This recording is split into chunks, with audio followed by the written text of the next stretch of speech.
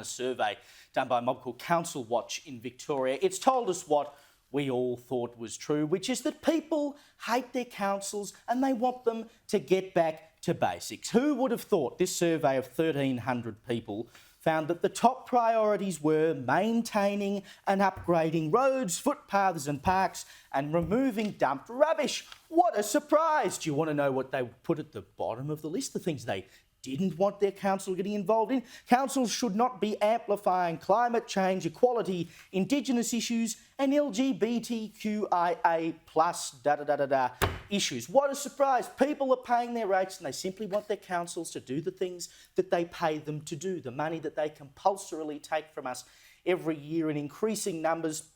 I think my rates went up 7% on my property in Adelaide, for heaven's sake. How ridiculous is that?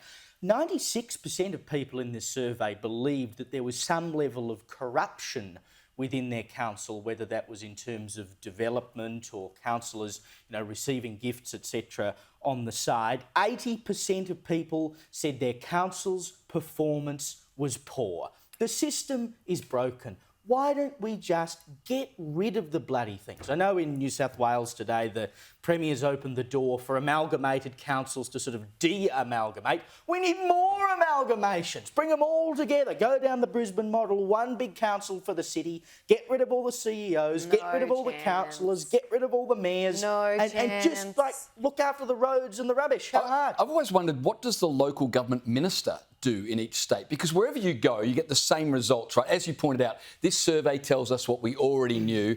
80% of people say their local council performs poorly. The only surprise about that is it's only 80%. You'd think it would be more. But this is not a surprise. The other 20% are employed by the council. Well, that's probably true, yeah.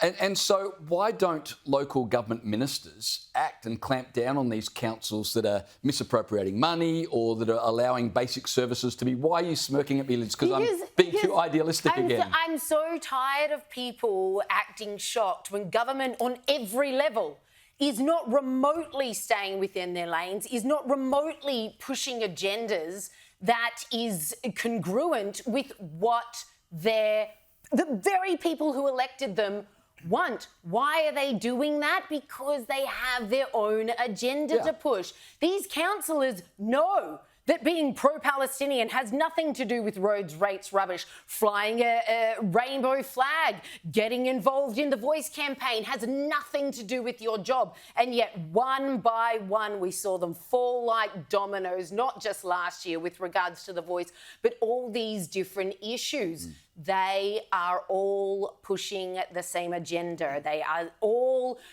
answering to a far greater call. And those of us who are watching this all happen beautifully in tandem, our federal government perfectly in tandem with so many other governments in Western democracies, like the immigration issue that we just talked about in America, that is happening worldwide in the West. I was watching today massive Irish, like thousands of Irish people out in force saying you have to stop these immigration policies. These can't be allowed to continue. We're seeing massive uprisings across the West. None of the mainstream media, again, ever touch on it. And I know that what we're talking about right now is local government, but it is no different. People need to pay far more attention to who they are voting for. Yes, even if it's local government, because your rates are being wasted on these ridiculous issues. You just want your bins emptied. It's not going to happen unless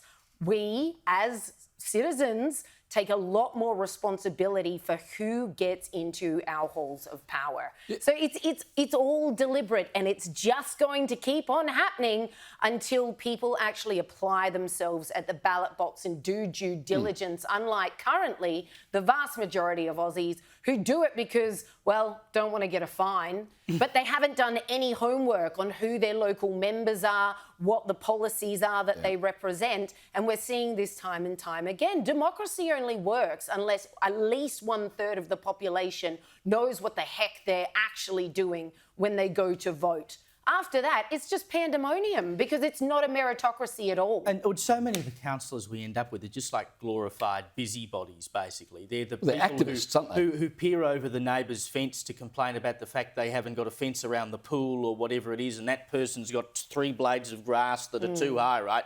And these are the people who then feel motivated to run for council, that or their political aspirants. So you end up with all these weirdos and misfits sitting in one room, pushing different barrows, and it just becomes this great melting pot of nonsense. Which is why 92% of the respondents of this survey said we want councillors without political affiliations. Correct, yeah. Because, you know, a great many councillors run for council as a stepping stone to then either jettisoning themselves into state parliament or federal parliament. So for them, it's like a stepping stone. I cut my teeth. I better get a bit of name, face recognition going on. They don't intend to be lifelong councillors, and they don't necessarily care for the job at all.